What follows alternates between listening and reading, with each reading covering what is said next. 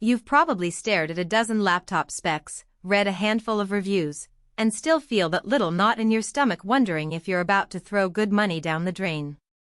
I get that.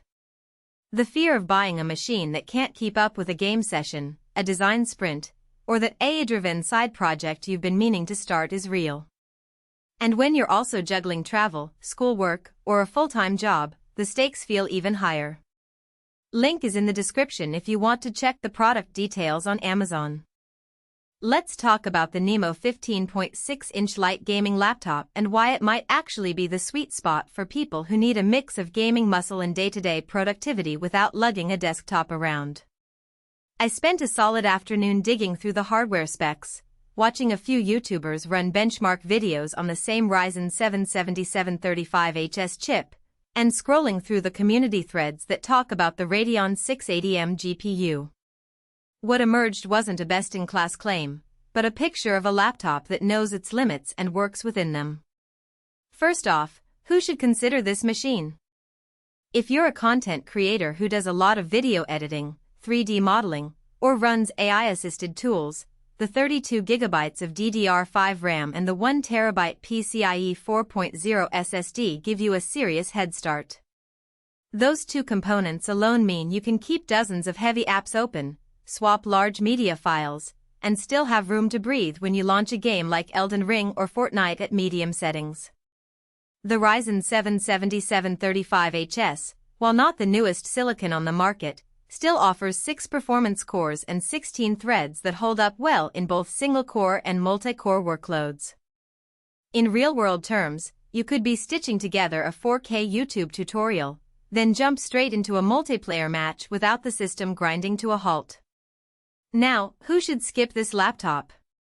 If you're a hardcore esport competitor who craves ultra-high frame rates on ultra settings, or a developer building large game engines that demand a desktop-class GPU, the integrated Radeon 680M will feel like a bottleneck.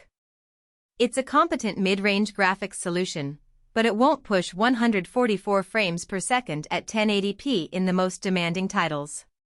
Likewise, if you're looking for a machine that can survive weeks of constant heavy gaming on a single charge, you'll be disappointed.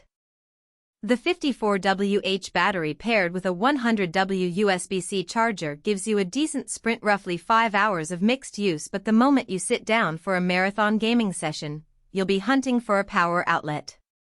Heat and fan noise are two of the biggest deal breakers for laptop buyers, especially when the device doubles as a workstation.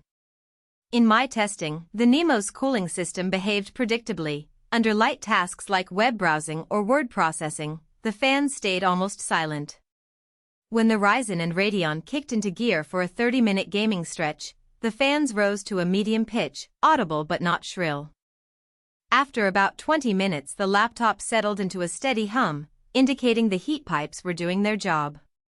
You'll notice the chassis gets warm to the touch on the bottom, which is typical for a 3.75 pounds portable that packs a 100W TDP chip. If you're planning to use it on a lap for long periods, a cooling pad is a worthwhile add-on. Keyboard feel often gets glossed over in spec sheets, yet it's the interface you'll spend most of your time with. The backlit keyboard on this NIMO model is full-size with a decent travel distance, enough to give you tactile feedback without being mushy. I tried typing a 200-word article, then switched to a fast-paced game where quick key presses are essential, and the keys performed consistently. The fingerprint sensor, tucked to the right of the spacebar, works reliably and adds a layer of security for anyone who travels with sensitive client files.